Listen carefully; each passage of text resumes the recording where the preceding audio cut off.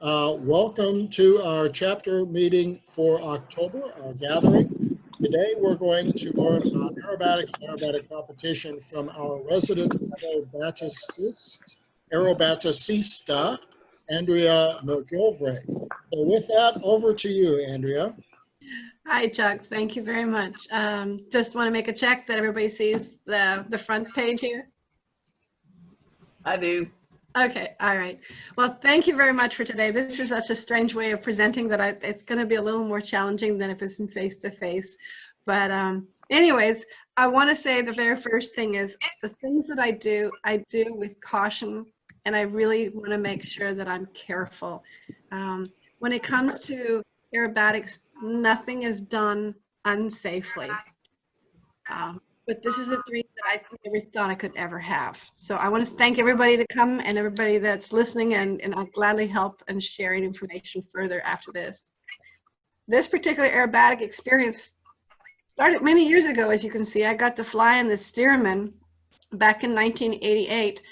And the pilot owner was my flight instructor, and he would call me up and say, hey, I got to go practice when I come. Well, if anybody that knows me a little bit and they ask that question, I'm out of the door so fast that there's just smoke behind me. But yeah, I went with him, and he would do aerobatics, and I didn't get to do it myself, but I had so much fun that it gave me the bug many years ago.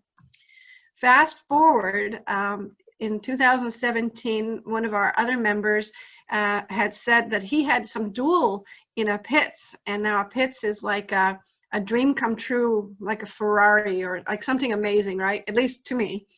And so I said, give me his name and number. And as I did, he gave me his name and number, and I called him as I was driving out the driveway from our EAA chapter meeting.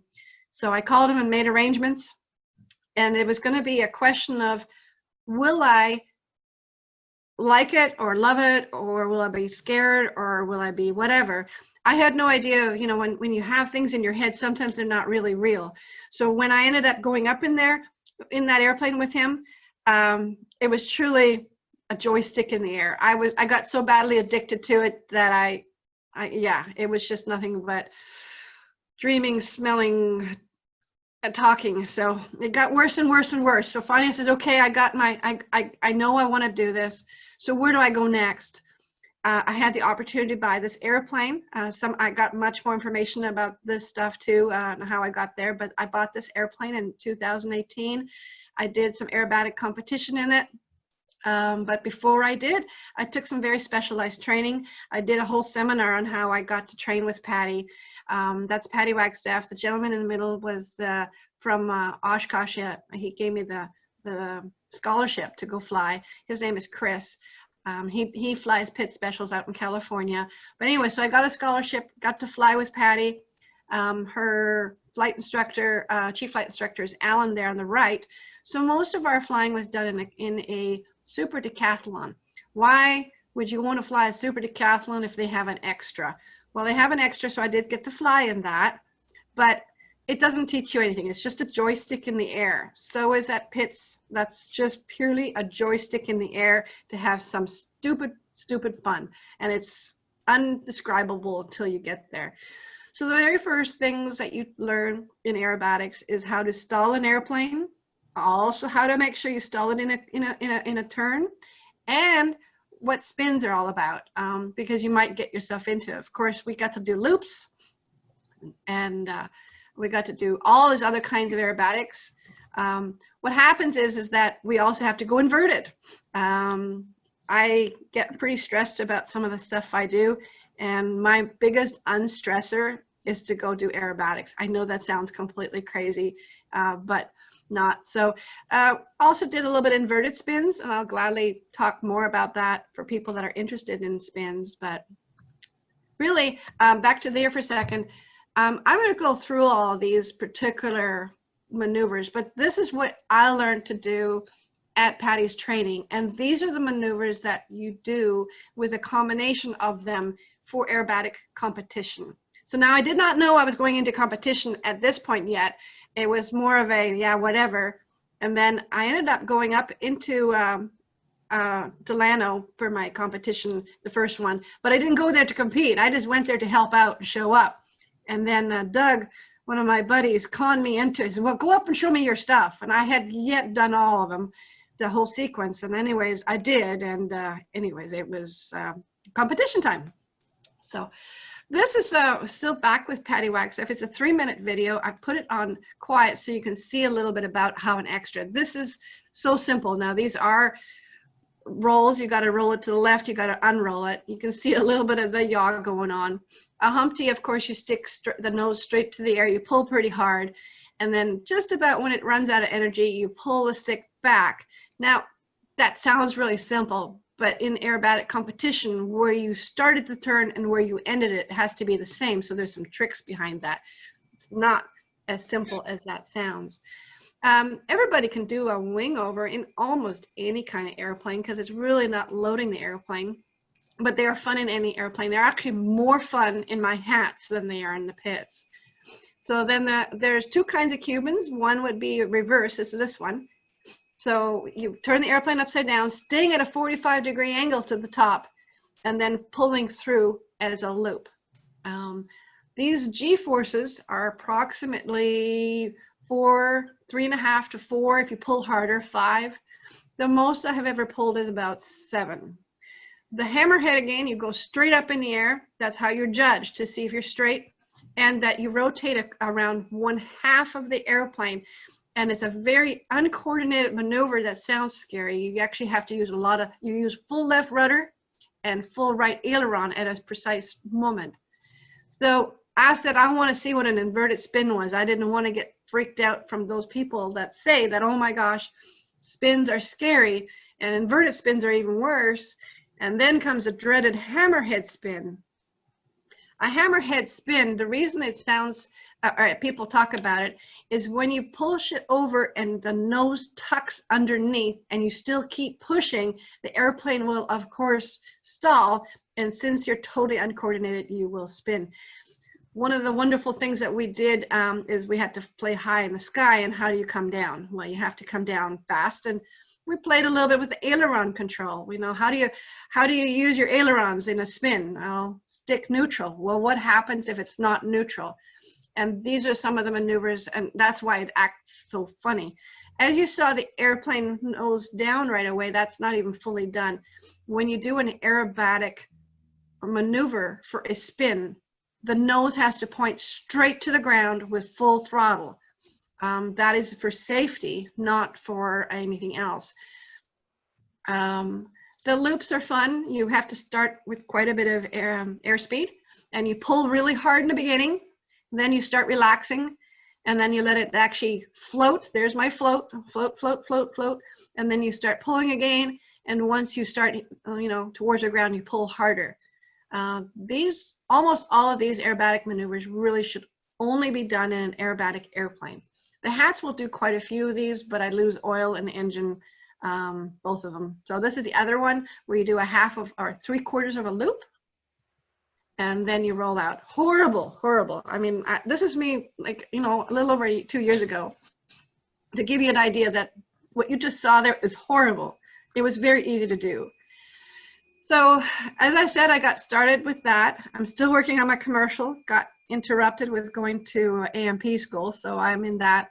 I'll be done that. Hopefully I'll get my commercial done. So I got 1st place in 2018 in the hats. I got 3rd place in sportsmen, which is a second league in the International Aerobatic Club. And then this year I'm competing next weekend, and there's 8 competitors, which hopefully I still will intend or expect somewhere in the running. So that was 2 years ago. This is what it looks like. So people that want to see what the actual aerobatic pieces are, the diagram, it's called an arresti. The arresti is a way of explaining your aerobatic maneuvers on paper. So the very first one, from 1 to 2, you have to fly at a 45-degree angle. In other words, you have to pull up, hold it at 45 degrees, and you have to show the judge you're at that 45 before you make any changes. Every maneuver you do, you have to come to a level flight. So 45, level flight. Once you're at level flight, then this is a 1.5 spin. So you can't be dropping and you can't be changing that. You have to level flight between every single maneuver. So you do a 1.5 spin and you have to come out of heading. So that means that you can't just arbitrarily recover. You actually have to recover exactly where you have to. So your precisions change. So the next one, number 3, is you do the 3/4 loop.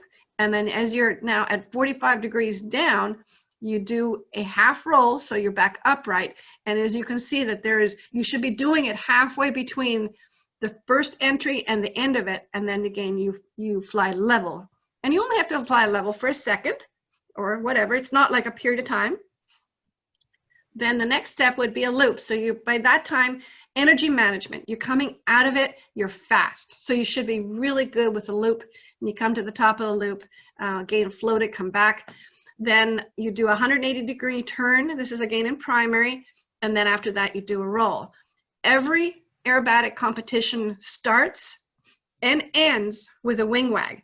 So we're going to go into that in a little bit, but I just want to make sure that the wing wags are not a maneuver, but they are important to let the judges know that you're now doing the routine. If you don't do a wing wag, they're going, I wonder what she's doing. And so without the wing wag, it's like the starter gun. So last year, as you can see, sportsman gets more complicated and life only gets more complicated the higher you go up. You start off with a loop, then you do a hammerhead. You come in here and you do a Emmelman. So in other words, you come up to the very top of the loop and you roll out. It can really give you a funny feeling because the airplane's really super slow and really mushy, and could potentially, because you're using cross controls, in a slow roll, you're using actually the opposite what you would think in rudder and your full aileron, so you could potentially get yourself in a snap roll, which is a spin combination. So you could get yourself in that. Of all the flying I have done so far, I've never got myself close to anything that it has done. It's never snapped, it's never spun, it's never done anything I did not expect. So give you kind of an idea, these airplanes don't all of a sudden bite you. They really don't. So again, you come in nice and level at a 45, do another Emmelman to come on the other side. When you go further into competitions, you use these 180 turns as a comp turn so that you can go back into wind if it's blowing you out. And we're going to get into what a box looks like in a minute. Rolls are not ballistic rolls. I was going to get back into that a little bit too, but maybe it's a good time.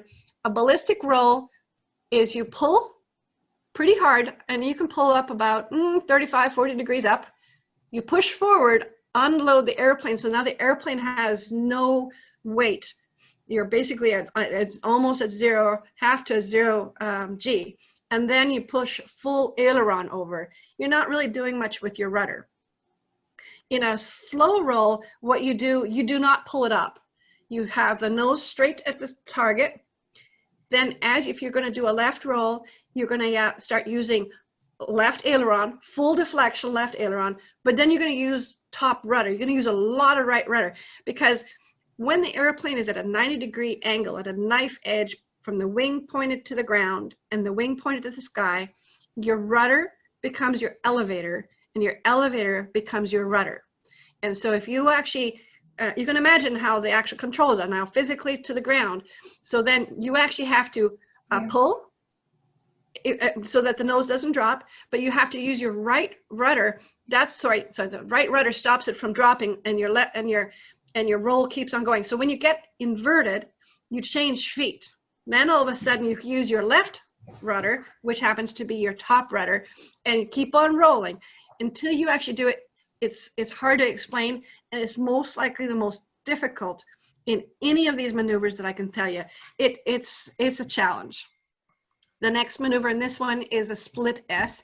That will push your abilities for G loading, because some pilots just go in at full power. I actually cut the throttle and then I pull it through, and that's where I usually pull the most amount of G's. The next one, it's a right angle, believe it or not. You pull as hard as you can, go straight up in the air. And when you get to the very top, you come down again at a 45. Back to and then the Humpty, is a little trick I learned last Saturday. You go straight up in the sky. Once you have bled off the energy, you give it a little tap on the stick, and it starts the actual maneuver, and then you pump it. I know that sounds crazy. I thought it was little bitty forces, but the pumping is like if you've ever pumped a water faucet, the old kind, you pump it back and forth and back and forth, and it'll load and unload the wing, load and unload, and so it won't stall. If you don't do that, you'll feel the buffet through the whole way. Here's a really quick, dirty look of what I did last year. I'll try to talk some of this out. So my very first one is a wing wag. And if anybody's wondering, yes, I do it on the west side of the airport. This is my playground. And I needed to get some airspeed. So what happens in aerobatics when you want airspeed? You truly stick the nose down. So there I didn't do a perfect stop before I went into the loop. And the other thing you're seeing is where I'm looking is there is a sight gauge right here. That's the sight gauge. When you're pulling up, you can't see forward. So this is where you look. It took me 7 hours before I could actually look left without somebody helping me. So yeah, the camera's a little weird on this one, but it just kind of gives you an idea that that was a hammerhead. Again, it had a little torque to it, lots of work. This takes so much work. But here is an Immelman, I believe. This is my Immelman. Yep. And you can see that the airplane's kind of little squishy. So there we go. And you can see where my head is pointed. My head's pointed to my sight gauge. There's my second Immelman. And I'm not going to bore you with this. I have this video on the internet, so if anybody wants to watch it, definitely is welcome to go to my YouTube channel to watch it. I would rather share experiences and information here and then have you guys watch it else. Why do I put shoes there? Well, the ladies of Love Tail Draggers started this, and I had to. So I made these red ones for my red airplane, only because I would really like to encourage more women and girls to come out and play. So this is a great way of catching their attention. So for you guys, pardon me, but if you know some ladies, this will make them stop. Now, where do you find more information? I think that's really important. I belong to the called the International Aerobatic Club, and I'm going to go to the website. It is a website pretty well open to anybody, but if you become a member, can you guys see it? Can somebody tell me? We still see your slideshow. Okay, well then I will. Maybe share a different screen. Okay, then I want to make sure you guys see this website too. Okay. All right. Okay, so this is do you see it now? The International Aerobatic Club? Yes, ma'am. Yes. Okay, so this is the International Aerobatic Club, and it belongs part of the EAA. They have great magazines and great articles. It explains to you, and here's in competition. It gives you how to find the rules. It tells you how we are judged and what we do as judges and competitors. It gets pretty involved, but it's super. The people that are involved in this are just so amazing. My very first time, I didn't have a parachute. So one of the guys let me borrow his parachute, and I did that for the whole competition. People really want other people to do this. It makes you a completely different pilot. I'm not saying I'm a great pilot. I really am not. I still have a long ways to go, but I do know that this has changed me to a point that I fly very, very, very differently. So I'm gonna go back to just sharing just the other screen. Let me see that. So now you should be able to see the presentation. Yeah, you see that, okay. So then the other one I want to introduce to you is called Open Aero. Open Aero, so people want to know how it works. I'm going to actually open up the other one I already have done. Sorry, 1 second. Because I already have a whole sequence done to give you an idea what it looks like. There we go. So OpenAero is free, openaero.net. You can make your own figures. So can everybody see my OpenAero website? Yes. Yep. Okay. Yes, ma'am. All right. I just want to make sure that I'm not oops. Yeah. Ah,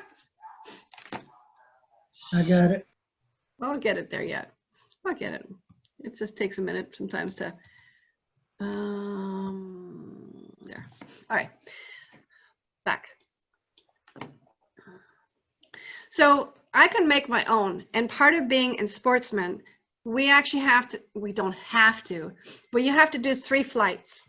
And the best way to do your 3 flights would be actually come up with something that your airplane is really good at. So I can't compete, you know, wing to wing with a extra 300, just can't. But they can't do things I can. So in Sportsman and up, you're allowed to make your own design of what you want to do. And so you use that to your benefit. Everybody that is in a competition has to fly something called the known. So everybody has a predetermined design that everybody has to fly one time. Then you can fly your own version to get better points. So we have to come up with a minimum of 129K. That also, there's also presentation involved. So my airplane is really good in doing things like pulling hard and not stalling, going inverted and pushing hard and not stalling. An extra, I have stalled that puppy going nose down real quick. And I flew the other day another airplane and I had the nose down, pulled too hard, and it buffeted. I laughed. My pitch doesn't do that. So that's how I changed things. So I do a 45, a 1.5 spin, and I, instead of making round, which are hard to do perfectly round loops, the look has to be from the ground, not what you see inside. When you think you are doing a good loop, there's a high probability that it's not round from the ground. So, but my airplane goes really well up top, goes straight up really well, and it's really good for inverted. So that's why I do a square loop. I put the 180 degrees in here so that I do not have an issue with wind. So if there's heavy winds from one direction or another, I can correct that. Now to do 180 or even a 90-degree turn, it is not just a throw the aileron, add a little bit of rudder and pull. It's not that at all. It's again, it's a precision maneuver. So what your precision is your aileron input first. So now your airplane's now actually into the actual turn. Then you with the rudder, but then you pull. So you literally get yourself into your minimum of 60-degree bank, and then you pull it around, and you have to come back out on heading and altitude. So this is very, very precise. So then I decided what I'll do is I will do a half round down, which is easy, and it's easily judged because they only need to see that half. They don't need to see the other part. And then I'm going to do a 2-point roll, and a 2-point roll is easier in my red pits than my yellow. I tried that. I have a video in a minute to show you, but it was falling out, so I couldn't keep the consistent roll rate in the red airplane in my S1C. So I decided I would just roll halfway, stop, roll the other half, stop, and then come back down. So this is kind of like a split S. Well, it is, but I'm already inverted. So I needed a lot of energy for the next maneuver. The next maneuver is a 45-degree angle up. So I have to show a 45-degree angle up and prove that it's there, not just pull it and go. Then I got to come up and do a hammerhead. And for giggles and grins, if anybody wants to try a hammerhead to the right, it's very interesting. It doesn't really work too well. So almost all hammerheads are done to the left. Tried it to the right, and the airplane fights you quite a bit. But then you have to come back out at heading, and then you come around. I did a half cube in here, and then again a wedge and a humpty, and I'm done. So that is my group of 12, and I think that particular group I should score really, really well. I flew this down in Edna last weekend with my buddies, and they all had some pretty good praise about it. So keeping fingers and toes crossed. So those are the two things that happen. Now, how do you actually compete? Where's your parameters? Well, you have to stay inside of an area so that the judges can see you, right? So they have created this box. A box is basically an area that you can see from the air. There's white lines or some kind of defined areas and judges at those corners that make sure you don't go out, because you get points reduced if you do go out. So you need to have a we call it 3,000 by 3,000, so it's a little bit more. You can start higher, but you cannot be any lower in my category than 1,500 feet. If I come down below 1,500 feet and they catch me, and I'll tell you in a minute how they find that out, then they'll disqualify me. Reason is safety. It's always about safety. We don't want to have a risk of somebody getting too low to the ground. And 1,500 feet, anything I do, I can recover in less than 1,500 feet. But if you are below that and you're pushing it all the time, that's where things get dangerous. So you start the maneuvers, in my opinion, in my red one, I actually have to start everything at 3,300 feet before I get into the box. And with my 45-degree up, that gives me enough altitude so I don't actually break that particular barrier. So like I say, the judges are in the middle. In what you see there on the corner, you see the corner, that is actually what it looks like from the sky. You can see these X's and otherwise. And so what do you do when you start learning how to fly? Well, we're going to get to that. It gets more than what your body and your mind can put up with. But the first thing you got to do is have the paperwork in order. The IAC, you know, we have insurance and everything of the IAC, but we have to have, as pilots with our airplanes, minimum of liability insurance. We have to have proof that it has an airworthiness. We have to have proof that we are currently in airworthiness, in other words, logbook entries of both airframe and power plant. We have to have proof of our medical. We have to have proof of our last annual. We have to have proof of everything till we give them, so they check it off.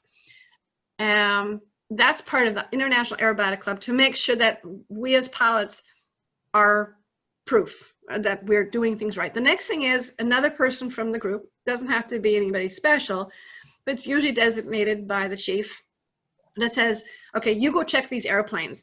And they come out and they do a walk around and check everything. So is there anything loose or anything that's off? And they do it as if they're ready to go to fly it. And maybe even a little bit tighter of a checklist. Then once you are in the airplane, there's a person standing there that watches you get in and makes sure that your harness is on, and your seatbelts are tight, and there's nothing loose. They're like another set of eyes. I can tell you, absolutely, when you first start this, the parachute you put on feels really snug. And if you're not double checking it, you may think the parachute that's nice and snug is your seatbelt, and it's not. So I learned something really interesting about it 2 weeks ago. I thought I had my seatbelt real tight. It's a ratchet. You know those ratchets that you put, you know, like a tractor on the back of a trailer, and then you ratchet it down? Yeah, I have one of those. And that's how tight I make it. And so I thought I had it tight. And as I was upside down, it wasn't tight. I tried to do it more, and part of the cloth from one of the other, my second lap belt, which doesn't have a ratchet, got in the way, and I was hanging upside down, and it's really uncomfortable. So I came back, landed, and readjusted everything. So the person that's helping you there, make sure that you're comfortable and you're secure before you go, because you're really nervous. You're about to compete. It's just like going to the races. You are on nerves a little bit, okay? Once you are actually up high enough where it's safe, you do a seatbelt check one more time to make sure you're tight enough. What I do, as I take off and as I go up, I get some speed and I pull abruptly up. Give myself about a 2.5, 3G load. My left hand is on the actual seatbelt. I go click, click, and then I let go. and I pull up again hard, go click, click, and I go. And then I fly for a little bit longer, another 30 seconds, and I do it again so that the seat and the cushion compresses enough so that when I am upside down, your body is one with the airplane. If the body becomes less than one with the airplane and you're hanging, first of all, you can't control the airplane the way you need to, and it feels very uncomfortable. So one of the things that happened to me, and it will happen to anybody that does this, you will have an overload of all your senses. You will, it's not bad stress, but it is still stress. So every time when I've done these competitions, I have slept like a log. Somebody just hit me over the head and I'm gone. When you pull G's, it definitely makes you tired. The other thing I was saying is that when you first start doing aerobatics, and if you want to stick your nose in the ground, up in the air, and you look forward, well, you see sky, but that doesn't mean you're actually going straight up. So part of the training is look left, look left. Again, it took 7 hours from Patty and Alan to yelling at me, look left, till I finally said, okay, I'll do it on my own. So doing any kind of aerobatics really comes down to where you have to look. So in other words, you were up in the airplane and you're now in the loop. You're now going inverted. Where do you look? You look up and back. You stick your head way back. You try to see horizon at all times. Things that I did not know that I'd ever have to even consider is, okay, I'm flying. Oh, I got to look inside too. Oh my goodness. You would almost think that should be like normal, but no, it was not. You're so excited and trying to keep the airplane doing what it's doing that you have to have enough experience till you finally can start looking to see what your airspeed is, what your altitude is, and starting to refine things. You fly lots with the feel and the hear of the airplane, but you have to start looking inside. If you don't look inside, you don't know what you're doing when you're training and what other things are happening. So it has to become really, really precise. And you always have to know where the judges are because you are there to impress them, right? Or at least to do it right. So I think I've went over this already a bit, but one of the things that most aerobatic airplanes aren't, they're not heavy. Why? Because less weight, the better.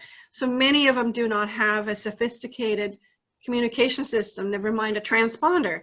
Handhelds are very normal. We just need to actually be hear, not be heard as much, so we click. We go into a cleared area for our designated holder. Once we are told we're allowed to come into the box, we click it or talk if they can hear it. The wing wag will, of course, tell us instantly that we are now doing it. If you need a break and you're confused or something happens, you can wing wag, go out, come back in. So you're not actually having to be forced to do it.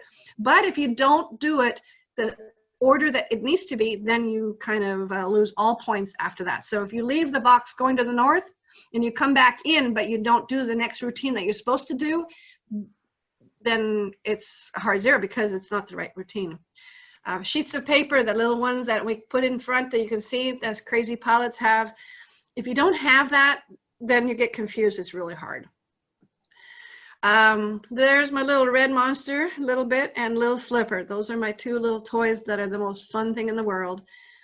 Things that you'll never have ever experienced until you fly an aerobatic airplane is to push.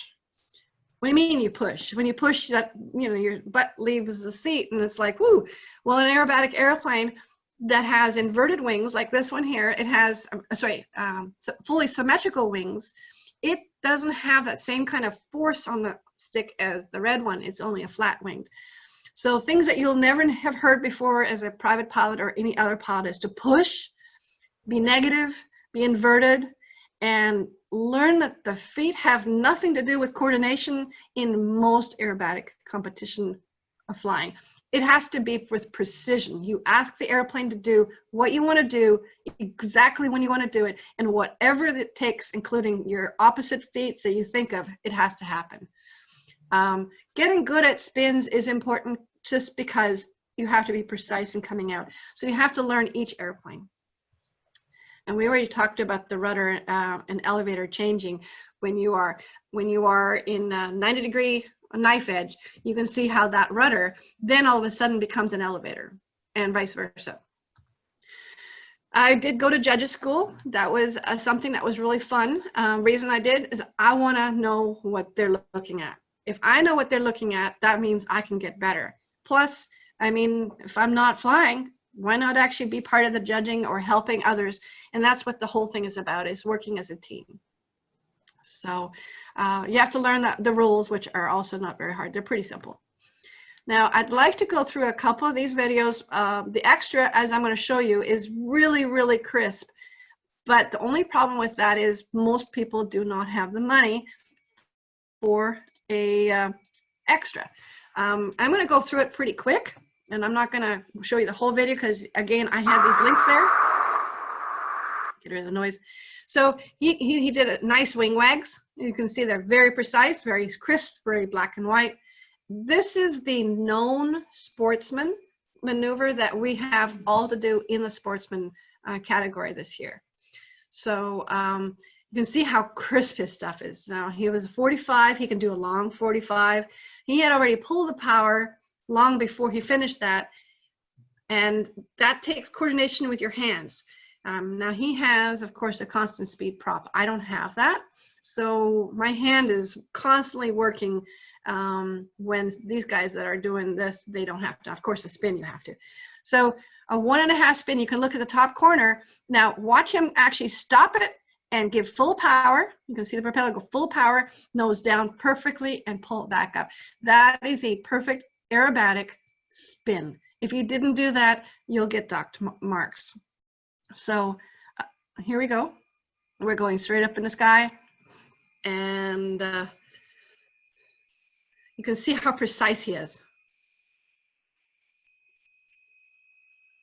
So again, I'll let you guys watch all this separately. I don't want to bug you guys but you're welcome to watch it. But you see how crisp and how absolute, he's just stops and waits and he shows the judge that everything he's doing is on purpose. There is no kind of like, oh, I tried it and the airplane did that. The airplane doesn't do anything. We as pilots have to do that.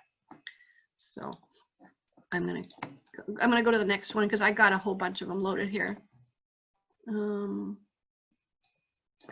Then the next one, this guy, I don't know the man, so don't misunderstand what I'm going to tell you.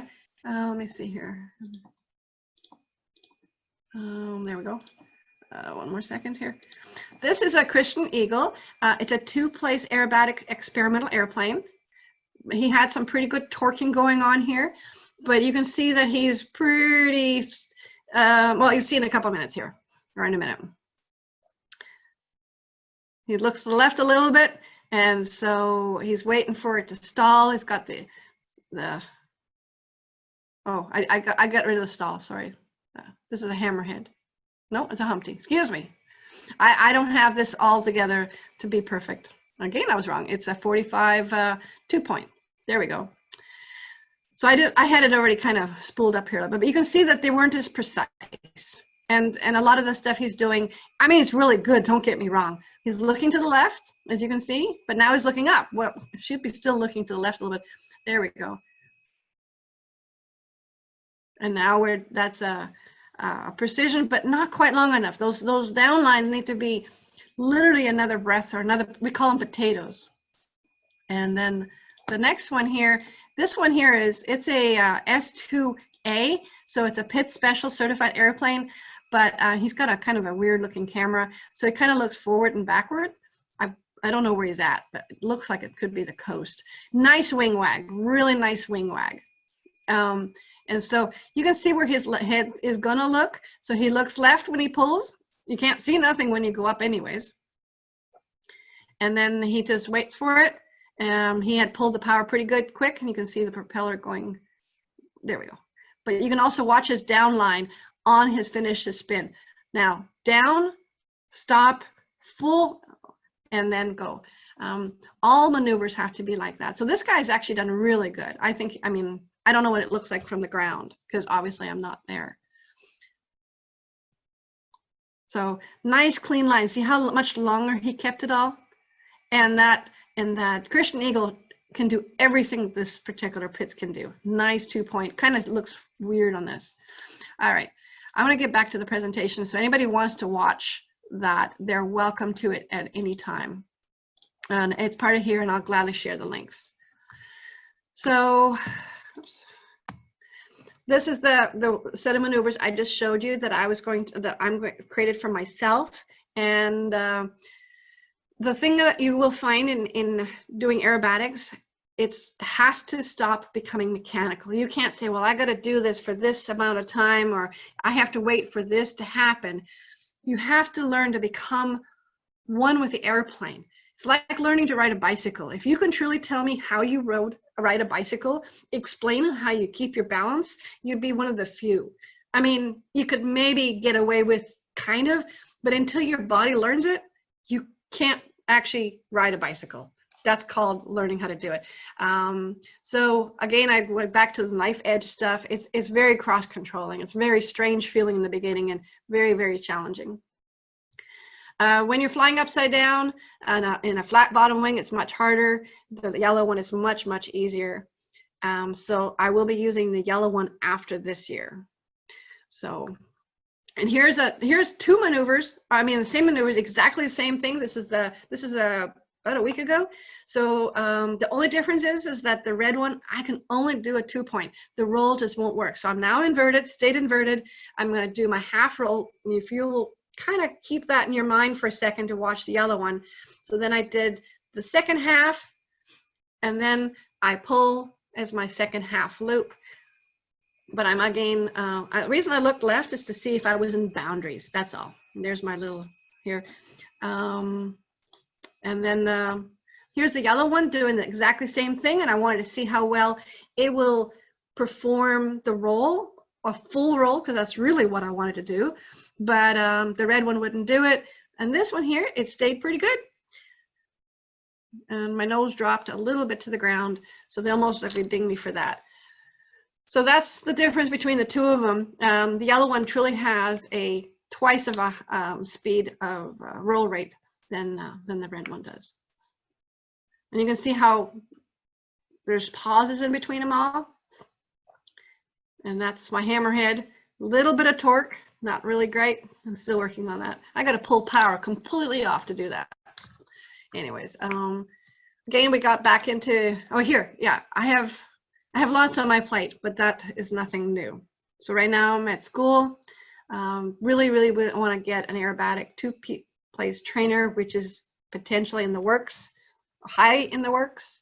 And then when I'm finished my commercial and my instructor rating, by that time I should actually have that airplane well enough known. So I'd like to teach tailwheel and basic aerobatics called acro. And next year, next September, my goal is to go to nationals, and well, my goal is to go win, being a little arrogant, but so I do have a YouTube channel. Again, I'll share that. And if you're interested in my blog or Facebook page, I have that, so you're welcome to see it. So I say thank you. If you have any questions, I'm open for that.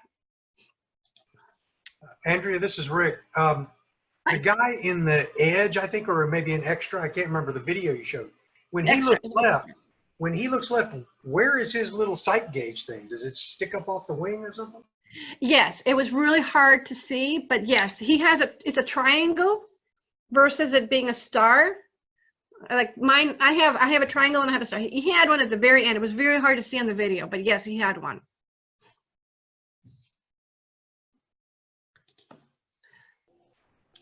Yeah, and I see we've got one question here from Paul Worster. What are the different types of planes that you see in the competitions? Is anybody flying an Aerobat or an RV? Okay, I have not seen an Aerobat yet. This competition, which is next weekend, we have 31 or 32 competitors. People are flying RVs for competing, for sure. An Aerobat can do, as long as it has inverted oil and fuel, definitely can do sportsman. I have not seen an Aerobat, but yes, RVs are there. But we have extras, different kinds. We have got lots of other home builds. There's all kinds of biplanes that are home built, yaks. You'll just have to come out and see, because there's many different ones. I can't tell you all of them because there's so many of them. sorry, I couldn't answer that question better. Give us some details about this competition next weekend. All right, there's a couple things. One of them is that we have been given authority to compete, but we have social distancing. There's only one FBO, so whoever wants to come, we really are trying to keep everybody really spaced out. So if you come and you want to watch it, bring your own lawn chair and drinks, and do not hang out at the FBO. That is one of the biggest things. Please don't, because we're trying to not only be safe, but follow the rules, which sometimes is tough anyways in life. But it starts on Friday morning, and we have, like I say, over, I think, 32 competitors. And it's going to start daybreak and end at night break, and start again on Saturday daybreak and end when everybody's done. We each have 3 flights. Hopefully we all 3 of us, everybody gets 3 flights in. It's going to be busy. The judges will be on the paved runway right off of it. That's where the judges will be sitting. Just if anybody here wants to fly, please read the NOTAM. Do not overfly the airport, because that's where we'll be. We are going to be from the paved runway over. Nobody should land on the grass runway, because we will be doing the competition right over there. That's where the box is. Of course, stay on frequency. There will be people on the ground that have airport frequency and listening to it, but also just really watch. There's lots of airplanes there that don't have very good radios, and that includes me. Is there an opportunity for folks to volunteer to help? And if so, who do they call? I think this year we have enough people. I was not involved in that part of it, but if you show up and want to help, there's always opportunity. And just show up, and there'll be either Doug or his wife or somebody. There'll always be somebody. Can you help run this or that or do this? Or if you're going to watch, a couple places to watch that are really good is again where the actual judges are, but you have to stay far enough away, because they're talking and they have to talk to the other person, and we have to take notes. So if you're there and you want to talk and there's too much information or interruption, then the judges and the people there may not be able to hear right. So you've got to stay away from the judges, or don't say a word, and don't ask questions while we're competing, not during the flight, because there's going to be a judge assistant, which I'll be this year, and then there'll be actually somebody else that takes notes. So there's 3 people per judging, and I think there'll be 3 or 4 judges lined up. But yeah, bring a lawn chair, bring drinks, that kind of stuff. And you might be asked to, can you go grab a bite to eat, or even ferry some of us. Like most of us that fly won't have a car, right? So whoever would be willing to ferry people to town to eat, or bring lunch, there's lots of opportunities. Hey, Andrea, was your hats built by Bill Henson? Billy Gibbons. Billy Gibbons. What's the last name? Gibbons. Okay. Billy Dawson and Billy Gibbons built two hats together, and mine was Billy Gibbons. Dawson. Dawson was the name I was looking for. Yeah. Yes, it's up at Lano, right? Sorry? It's up at Lano, the competition? Oh, yeah, the competition is at Lano. Yes, sir. Okay, very good. So you need people to shuttle you to Cooper's Barbecue so you can have a good big brisket right before you fly. I can tell you, it's much harder on the body with no food than with food. Very good. Daryl Sargent wants to know if you know John Harlan. He has a pits up in Austin. Yep. Okay. He might be there. I'd have to look at the roster, who's coming. Okay. And Darren Medlin wants to know how high the box is. The 32, it's 3280 feet from the ground. So you don't have 3,000 feet to play in. You only actually have a little more than 1,500 feet that you have to do everything in. So for Darren's little ultralight, that's stratospheric. That we have. I need oxygen at that level. Yeah.